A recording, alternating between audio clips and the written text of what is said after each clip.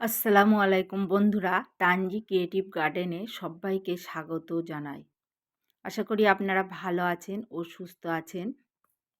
আলহামদুলিল্লাহ আমিও ভালো আছি। তো আপনারা থাম্বনেল দেখেই বুঝতে পেরেছেন যে আমি আর ভিডিও দেব না। কেন, কি কারণে কি দেব না সেটাও অবশ্যই আপনাদেরকে এই ভিডিওতে শেয়ার করব। তো এদিকে আমার যা কথা বলছিল বলে আমি একটু কথা বলছিলাম।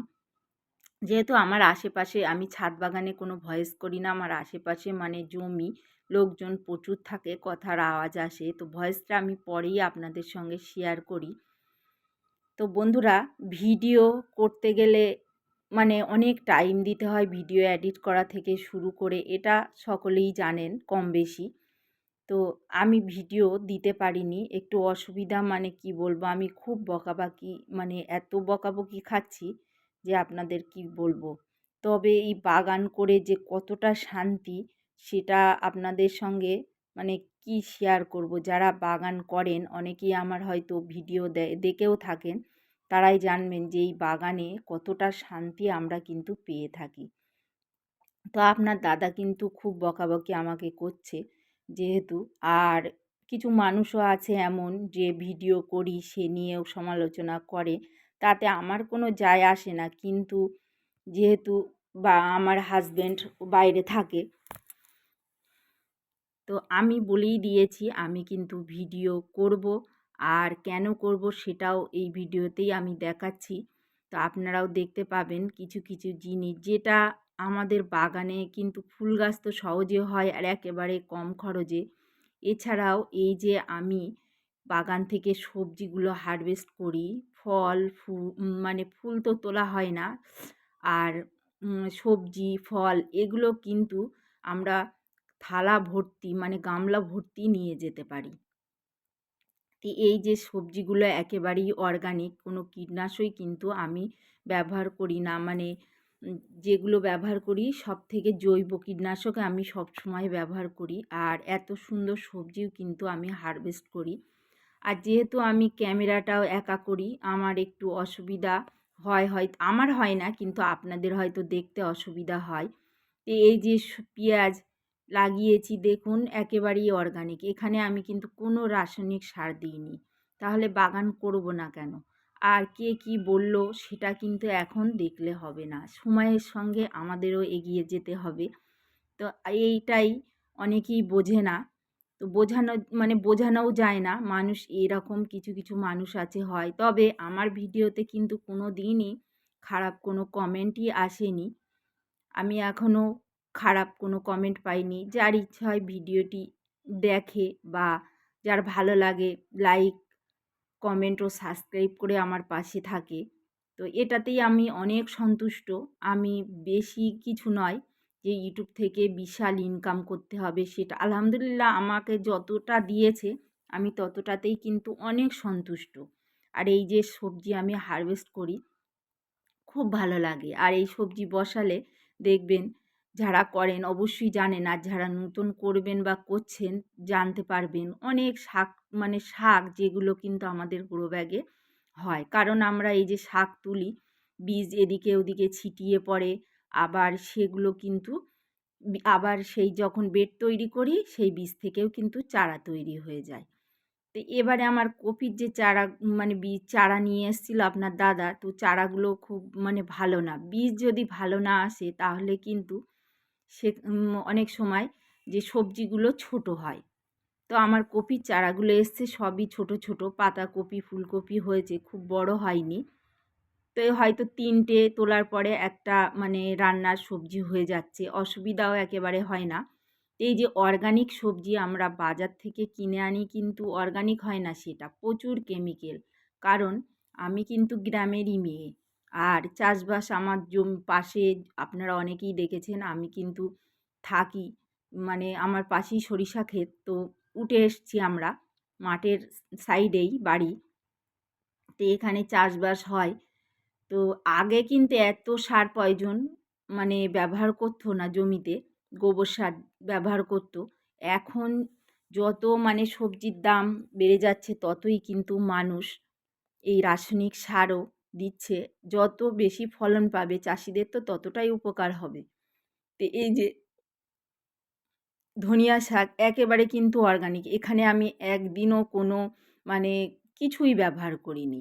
আর এই যে ফুল গাছে আমাদের একটু দিতে হয়, একটু লঙ্কার গুঁড়ো এগুলো দিলে যথেষ্ট। তো দেখুন এই অর্গানিকভাবে রসুনও চাষ হচ্ছে। আর এখানে একটা আমার দারুণ জিনিস এসছে, তবে আজকে বলবো না, অন্যদিন বলবো। এটা মাটির সঙ্গেই কীভাবে হয়েছে। আর এখানে কিছু টমেটোর চারাও হয়েছে। তো বন্ধুরা, আমি কিন্তু ভিডিও আপনাদেরকে দেব, তবে এবারে আপনারা নিয়মিতই ভিডিও আমি বলি তবে পেয়ে যাবেন। আর 10টা থেকে 11টার ভিতরেই আমি ভিডিওটা আপনাদের সঙ্গে শেয়ার করব, কারণ আমি আরও নতুন কিছু গাছ অ্যাড করছি, যেগুলো হচ্ছে ড্রাগন আর লেবু গাছ। তো কিছু গাছ আমি ছাদ বাগান থেকে নামিয়ে দেব, যেগুলো খুব ভালো ফলন হয় না, আর বাগানে যেহেতু আমার জায়গা আছে। আর এই যে বিদেশি শাকগুলো, এগুলো কিন্তু চাইনিজ। এই যে রেড লেটুস, গ্রিন লেটুস, আর এটা হচ্ছে বকচুই বলে, মানে যেটা এই দেখালাম বকচুই। তো এগুলো কিন্তু খুব সহজে ছাদ বাগানে একেবারে অর্গানিকভাবে হচ্ছে।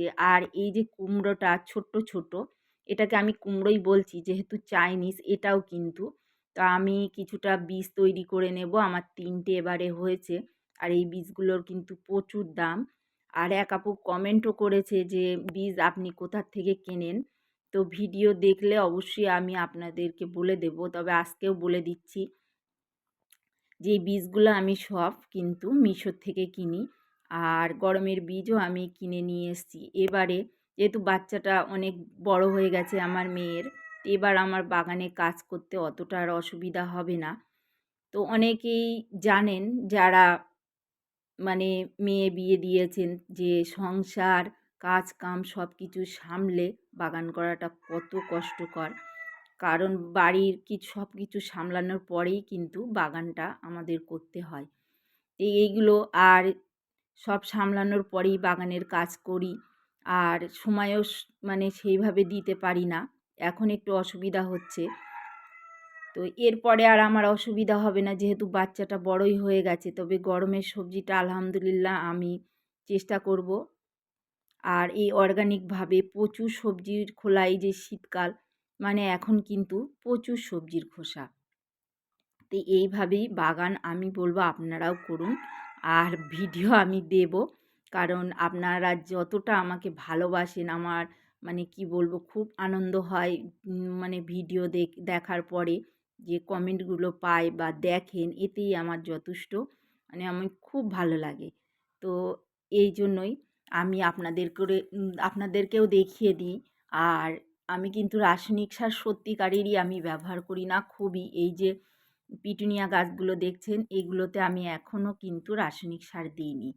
আর পিটুনিয়া গাছ অনেক দিন ধরে কিন্তু ফুল দেয়, তার জন্যই কিন্তু আমার একটু দেরি হয়েছে। তাই কি গরমেও কিন্তু পিটুনিয়া গাছ ফুল দেয়, সেটা আপনাদেরকে অবশ্যই আমি তো ভিডিওতে দেখাতে থাকবো। তো এখানে এটা পেকেই গেছে প্রায়, তো আমি বীজ রেখে দিয়েছি।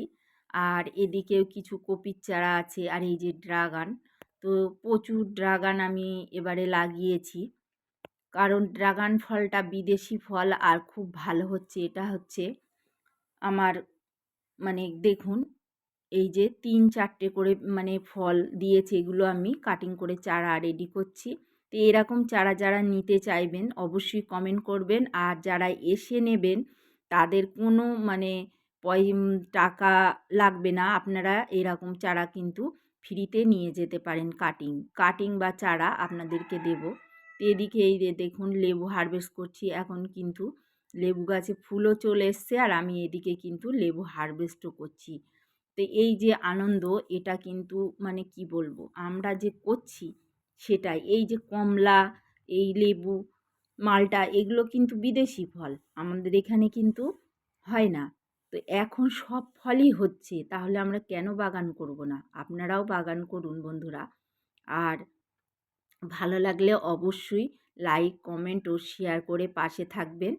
এই যে দেখুন কত সুন্দর ফুল ফুটেছে। আর এই যে সকালে ছাদ বাগানে আসা, এর একটা মজাই আলাদা। আমি কিন্তু প্রতিদিন এরকম কুয়াশা থাকে আর আমি ছাদ বাগানে চলে আসি। আমার খুব ভালো লাগে।